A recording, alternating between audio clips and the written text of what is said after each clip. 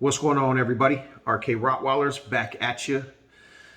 This is probably my first actual video that I'm doing strictly for YouTube. So if you're on here, man, hit the subscribe, hit the like, hit the notification button. Little bit of support goes a long way, trust me. But I'm going to do a video today, and it's really been a requested video from me, and it's from a lot of the people that not only bought dogs from me, but people that just want to know in general, because they see the way my dogs look, their coats and everything else. And that is, what exactly are we feeding the dogs? So we do a blend of the hard kibble, of course. We use Victor Pro. It's a really good dog food. And then we mix in there with the wet that we make here in-house. And my wife and I labeled it chicken slurm. Very simple, very easy, but it's very good for the dogs, very healthy. And I personally don't like the canned dog food in the stores, things like that. I don't know what half those ingredients are. I don't know what's in those cans. You know, same thing with yourself. You know, you only want to put things into your body that, you know, you can understand and, you know, have some benefit to them. You know, yeah, we still all cheat a little bit and we do what we do, but it is what it is. So this is just what we do for the dogs. I wanted to get this video out before this next litter goes home. That way everybody has something to refer to when they want to try and, you know, keep it consistent with what they're feeding their dog to what we were feeding them the whole time.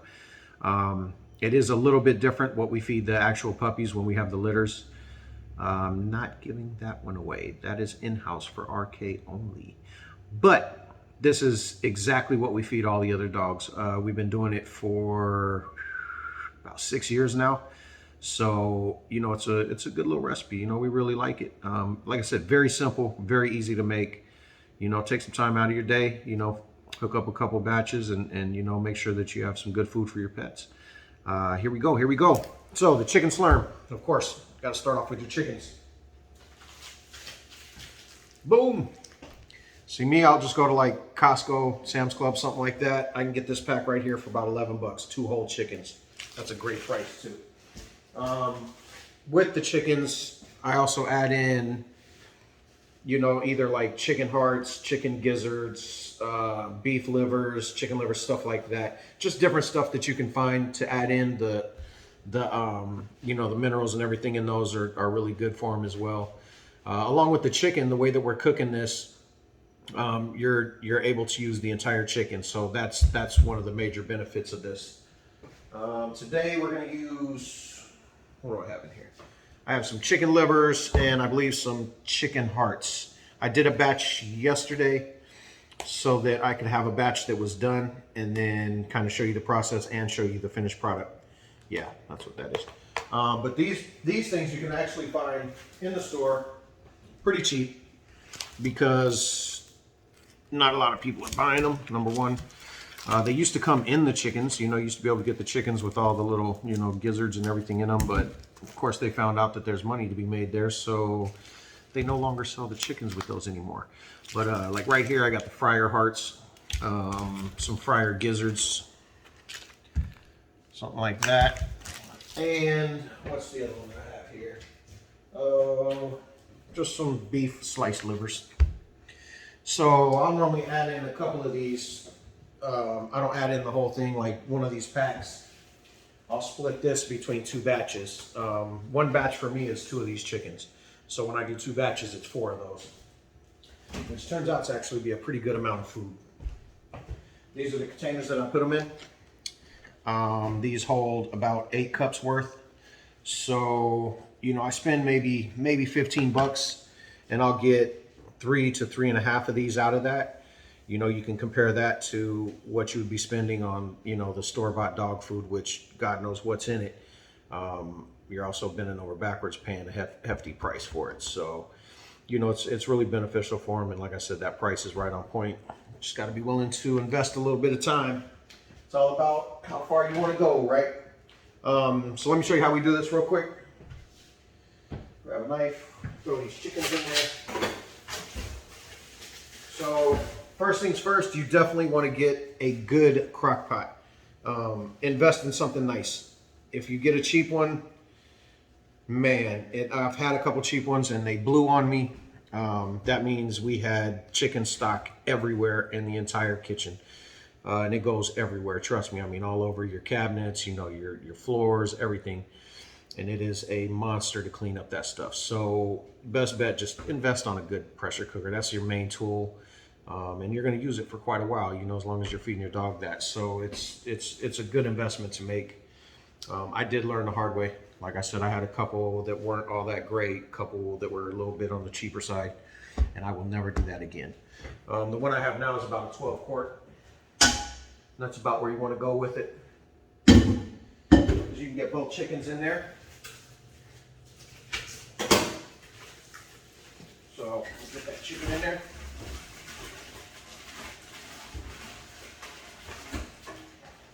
Try to make sure I get all those juices in there as well.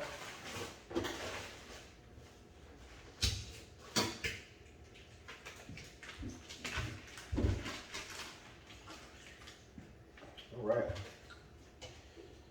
Just like that boy sideways. A little rinse.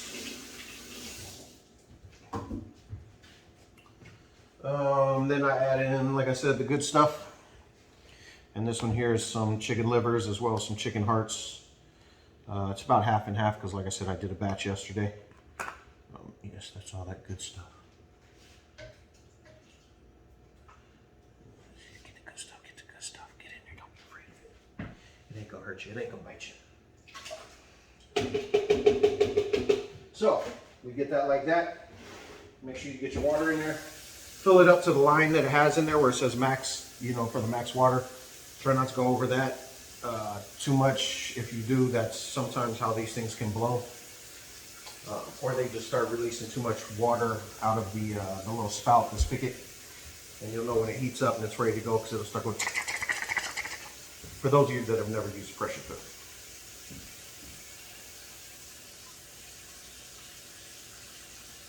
So get that there. Put a lid on it.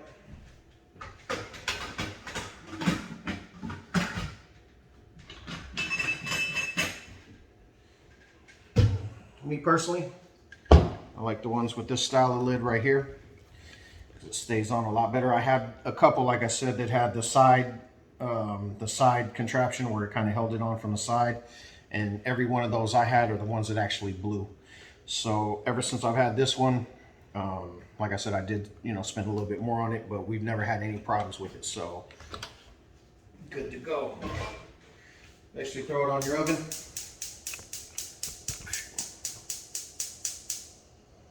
And then get it going. I'll normally put it on just a little bit under high. That way it's cooking through the way you want it to. So the technique to this is you're going to want to do this a couple times. After about a couple hours, maybe 2.5 hours on the first round, turn it off, let it cool down naturally, or you can kind of, you know, tip the spout and it'll let the steam out. And then check it and add some water and do it again. You're gonna do this until you get the chicken to where you can mush it up, because you're gonna mush up the entire chicken, which, like I said before, that's the benefit of everything, is that you're using everything in there. The fat, you know, from the skin is really good for their coats. As you can see, my dog's coats, they shine. They look like they're wet all the time. You know, it's getting that bone marrow that's in there, all that good stuff, because you are mushing up the entire chicken. So, once you get that done a couple times, and please make sure that thing is cool before you try and open it. For those of you that haven't used one before, it can hurt you, it can burn you pretty good. So just, you know, practice a little safety in there and do what you got to do. All right, so this is the batch we did yesterday. Actually, I'll use the smaller one. And this is how much I got out of it, both these containers. And basically this is what you're looking for right here. Okay. So when it gets done cooking, what you want to do is you want to put it in one of these bad boys right here and drain it into a nice pot. That way you're saving all of that chicken broth that you just made. That's the good stuff. That's what you're putting back in there after you mush it all up. Put it into a nice big bowl. Take you a nice little wooden utensil and just mush it up really good. Get it as fine as you can. It'll almost be like a paste. You know, all the bones will crush and everything if you did it right. Now, you'll know if it's ready or not by when you check it. You should be able to take like one of the leg bones and literally just crush it with your, you know, your thumb and your finger. If it's not breaking that easy, then, you know, add some more water and run it again. It's just, you know, it's just time out your day, right? So that's how you know when it's ready, when it gets to that point. And like I said, normally it takes about 2 cycles, sometimes 3. Just keep an eye on it though too. If you let all that water steam out of there, it'll start burning to the bottom of that pressure cooker. And if you have a cheap one, it's a wrap. That pressure cooker's gone. It's over. So, you know, with this one here, I've had it happen a couple times just because we got busy and you know, kind of forgot to check it. But with this good one that I got, it always, you know, it always cleans back up. But I have had a cheaper one. Like I said, I've been through a few of them learning these lessons. So hopefully you guys don't have to pay, you know, to learn these lessons the way that I did.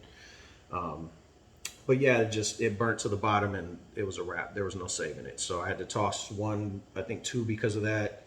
And I think we had another 2 total that just kind of blew the whole lid. And at some point in time, they were just no good. I didn't feel safe using them. And it sounds like a little bomb goes off in your kitchen, to be honest. Thankfully, you know, my daughter wasn't there. My wife wasn't there, you know, and it's shooting out some pretty hot liquids. So it can hurt you, definitely. So just, like I said, practice your safety. You know, you'll be all right. So yeah, after you get done with that, put it in a nice big bowl, mush it all up. And what you're gonna do is you're gonna take that chicken broth and you're gonna start adding it back in. Now, this part is where what you want to decide is how thin or how thick do you want it. Me personally, I like it to where it's, you know, kind of a nice little creamy look. Because once you put it in the fridge, all that fat and everything's gonna gel back up anyway, so it will thicken up. And that chicken broth it works wonders. So, like I said, this is about where I want mine. It's almost like a Jello kind of look to it. Yeah, and then we put it in our containers. Once again, we use these right here.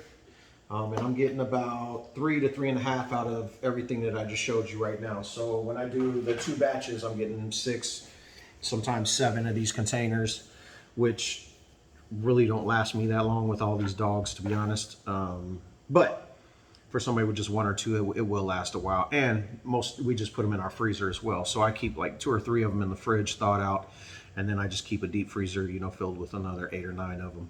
We really do go through a lot of them. So yeah, that's pretty much it. Like I said, just wanted to kind of give you guys that recipe so that you guys would be able to, you know, do it on your own, especially for everybody getting dogs. Thank you very much for the support. You know, thank everybody for all the support, not only through the Facebook, the IG, you know, the YouTube is starting to grow. We really appreciate everything that you guys, you know, are supporting us with. So I'm gonna keep trying to put out, you know, the good content, and we'll always keep you guys involved with what's going on here at Arcade Rottweilers. So that's it. Everybody have a blessed day.